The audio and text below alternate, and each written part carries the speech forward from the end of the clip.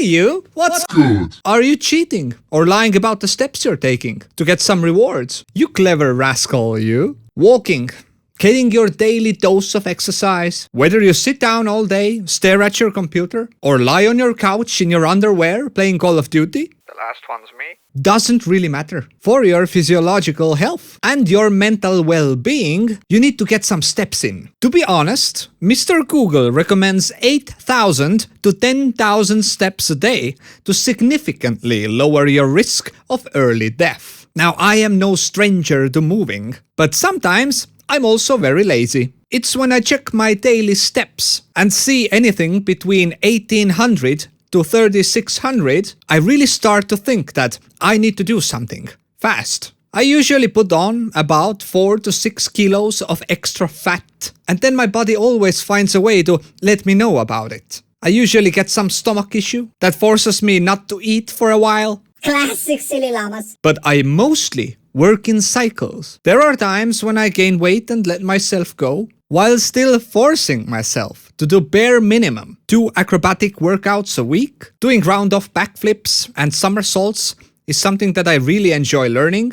I love stuff like this. It keeps me balanced and nimble. But then there's a cycle where I see that I am moderately obese and totally change my diet. Start working out more and more. I usually start eating less and less. And most of the time, I end up burning myself out. I have done this burnout thing twice. Second time my recovery took about a year, but the first time took me 2 years. When I was 16 or something, I hit the gym. I hit it hard. I lifted a lot, but I almost never ate enough. Because food in our household wasn't that available, nor was it good, or it wasn't sufficient enough to grow muscle. I wasn't consuming a lot of water, so I was always on the smaller, skinnier size. It's been only in the past few years where I've finally found a consistent way to eat and train, and I also get some sweets in too. So, at the moment I'm happy with my so-called routine. Still 2 acrobatic workouts a week, 1 body balance training, where I'm the only guy there in the middle of a sea of women, both young and old, and then I do 1 odd workout session a week, which is usually boxing or gym. I prefer gym. Plus,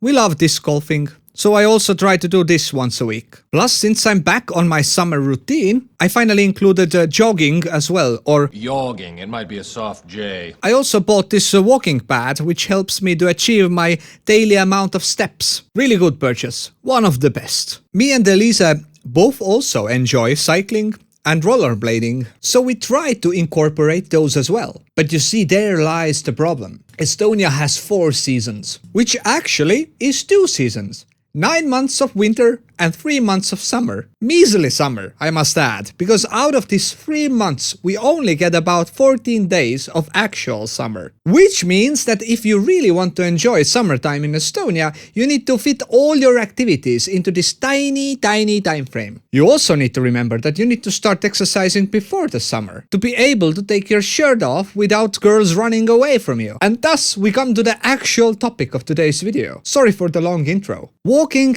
and step collecting competitions. One of our nation's, Estonia's best bodybuilder, Ott Kivikas, is the poster boy of FitSphere application that in tandem with Google Fitness Tracker counts your steps. Don't ask, it's a weird system, I know. Why do you need FitSphere when you have Google Fitness Tracker that does all of the actual work? And why can't I use third-party hardware? That's also a mystery to me. The purpose of this application is actually to convert your steps into points, which you can convert to rewards, which can be easily done in any other way. Also the name, FitSphere. Most Estonians really struggle to pronounce it. They say FitSphere.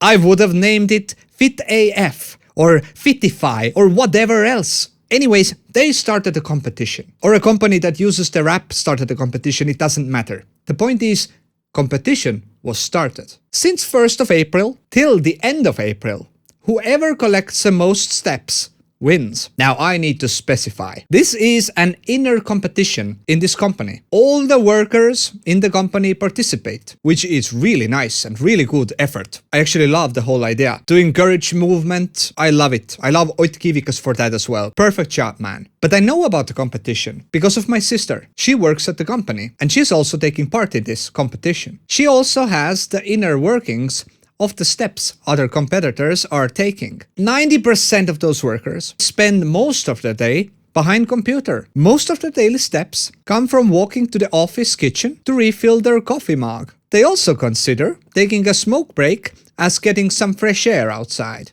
Now that we got that out of the way, let's see some statistics. Let me remind you, the competition started 25 days ago. First place has almost 1 million steps. That means that this woman is taking over 40,000 steps a day. And I'm being conservative here. That's about 29 kilometers every day, even on your workday, which is 5 days a week. Now, I'm not saying that's impossible if you train for a marathon. Totally doable numbers. But I'm speaking of experience. Walking about 18 to 20,000 steps a day is really painful. And it makes my legs sore. It usually takes about 8 to 9 hours of constant walking. Time that most working people don't have. Now you might be saying that, oh, they have those tables that go up and down and they have those walking pads down there. They're walking. No, they don't have those. My sister, who works from the home office, has taken this challenge really seriously. She wants to be the top contender.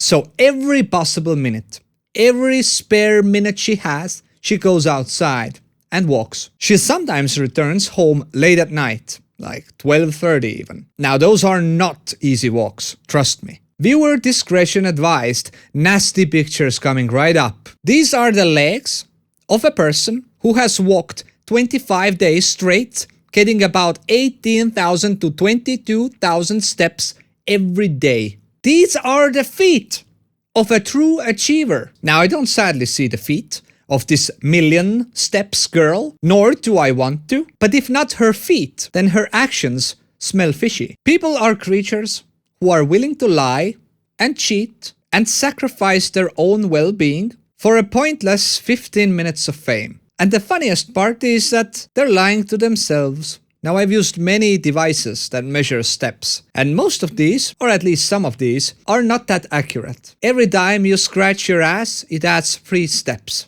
Luckily, I found some of them that actually work and measure your steps really well, and if you scratch your ass, it doesn't count. I've learned that Xiaomi and Mi bands are quite accurate, but most of the higher cost brands are blatantly lying to you. Like taking an hour-long walk and scratching your ass and you get 15,000 steps. And then the application shows you that you've burned 1,600 kilocalories.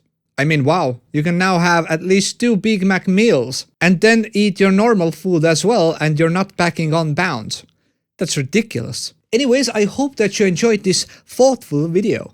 If you did, hit that like, smash that bell, and if you dare, subscribe as well. I'm Silly Lamas and thanks for watching. Till next time.